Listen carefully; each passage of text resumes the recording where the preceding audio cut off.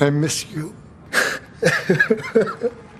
Eddie's dead. Eddie's passing in 2005 shattered the wrestling world. He had just overcome addiction, climbed to the top, won the world title, and earned the love of millions. Then, he was gone. The tribute shows were hard to watch. Chris Benoit was sobbing uncontrollably. Chavo Guerrero collapsed with grief. Batista was unable to speak. These weren't actors playing roles. This was a locker room mourning one of their own. And for fans, it felt like we lost a family member. Eddie was more than just a performer. He was a symbol of perseverance, redemption, and joy. What happened? It was Eddie passed away, and I just froze. Chyna's fall from grace. Chyna taking it to Mark Henry. Oh, Mark Henry was bragging about doing the wild thing with Chyna. Chyna redefined what it meant to be a woman in the WWE. She wasn't just competing with the guys, she was beating them. She won the Intercontinental Championship. She entered the Royal Rumble. She made it clear gender wouldn't hold her back.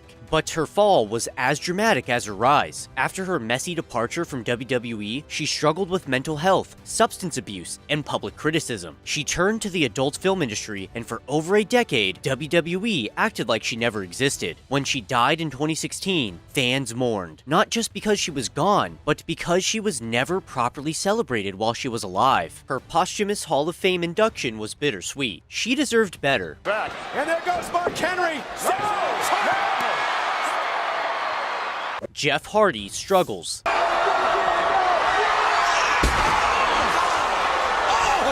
Jeff Hardy was one of those wrestlers who connected with fans on a different level. His high-flying style, his high-risk taking, his raw passion, we loved him for it. But behind the face paint and charisma, Jeff was fighting a lot of personal battles. Multiple arrests, failed drug tests. It was hard to watch. Every time Jeff came back, we hoped it would be different, and sometimes it was. But the relapse always felt like it was just around the corner. His release from the WWE was another low point in a long journey. Oh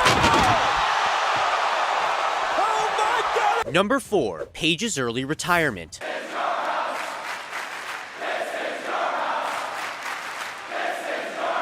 Paige's debut in 2014 was electric. She won the Divas title on her first night on the main roster. It seemed like she was paving the way for a bright career in the WWE, but a brutal neck injury, combined with leaked videos and online abuse, changed everything. Her emotional retirement speech in 2018, while still in her mid-20s, was heartbreaking. You could hear the pain in her voice. Not just physical pain, but emotional devastation. She returned to WWE in non-wrestling roles, but it wasn't the same. Fans still talk about what could have been. The dream matches, the main events, the legacy she was building before it was all cut short. Number 5, the Montreal Screwjob. I am gonna wipe you out! I am gonna destroy you, Jerry Lawler! Yes, it's been talked about to death, but there's a reason the Montreal Screwjob is still one of the most painful events in wrestling history. Bret Hart didn't want to lose the WWF title to Shawn Michaels in Canada. He had agreed to drop the title, just not that night. But Vince McMahon had other plans. As Shawn locked Bret in the sharpshooter, Vince ordered the bell rung, even though Bret never tapped. Bret spat in Vince's face. He destroyed monitors. He wrote WCW in the air. It was chaos, and fans watching live realized this wasn't a storyline.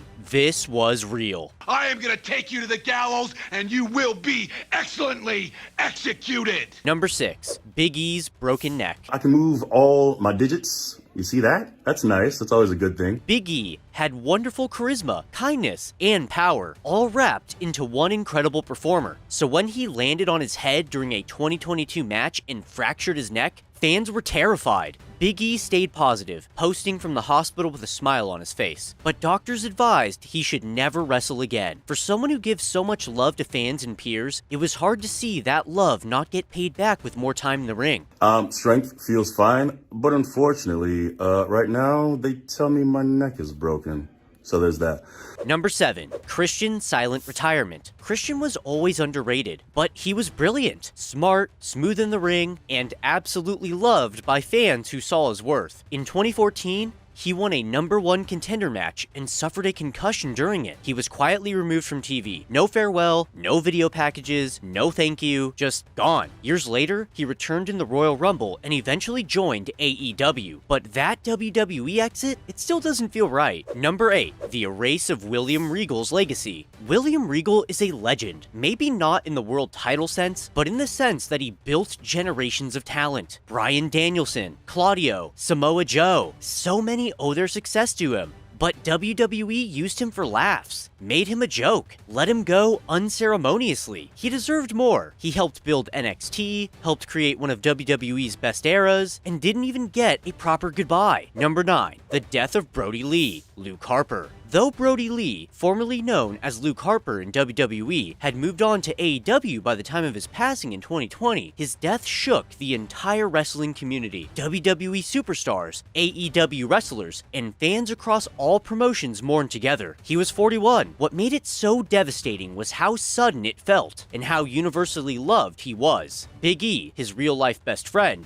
was crushed. Fans everywhere mourned his death. Number 10, Tyson Kidd's career-ending injury. Tyson Kidd was one of the most technically gifted wrestlers of his generation, and a respected locker room leader. In 2015, a match against Samoa Joe went horribly wrong. A muscle buster left him with a severe spinal injury. Doctors said 95% of people with that injury die. He survived, but his wrestling career was over. He transitioned to a behind-the-scenes producer role in WWE, but fans who admired his work knew we were robbed for years of greatness. Number 11, Mick Foley's Royal Rumble 2000 beating. Mick Foley, as Cactus Jack, took a vicious beating from Triple H in a street fight at Royal Rumble 2000. Steel chairs, handcuffs, and brutal shots to the head. This match was hard to watch. It wasn't just the physical toll, it was knowing how much Foley gave of himself to entertain us. When the match ended, fans weren't cheering, they were wincing. He gave everything, and it left many of us wondering, was it worth it? Number 12, the tragic end of the Von Erich family. The Von Erichs were once wrestling royalty, but behind the scenes, tragedy followed them. 5 of the 6 Von Erich brothers died young, many by suicide, all under heartbreaking circumstances. WWE inducted them into the Hall of Fame in 2009, and it was one of the most emotional speeches ever. The story of the Von Erichs reminds us that legacy can come at a devastating cost. Number 13, the sad end of CM Punk's WWE run. CM Punk was the voice of the voiceless, a rebel who gave fans hope for change, but behind the scenes, he was growing bitter, sick, and injured. After the 2014 Royal Rumble, he walked out on WWE and didn't return for nearly a decade. He later revealed he was physically and mentally drained, and WWE wasn't listening. It felt like a breakup, and for fans who believed in him, it was heartbreaking to watch him burn out in silence. These moments, these losses, betrayals, and quiet exits, they remind us that wrestling isn't always just raw entertainment. Sometimes it's real, sometimes it's personal, and sometimes it's sad. Let me know what moments impacted you the most. Was it a retirement, a betrayal, a tragic ending? Drop it in the comments below. Let's talk about it. Thanks for watching.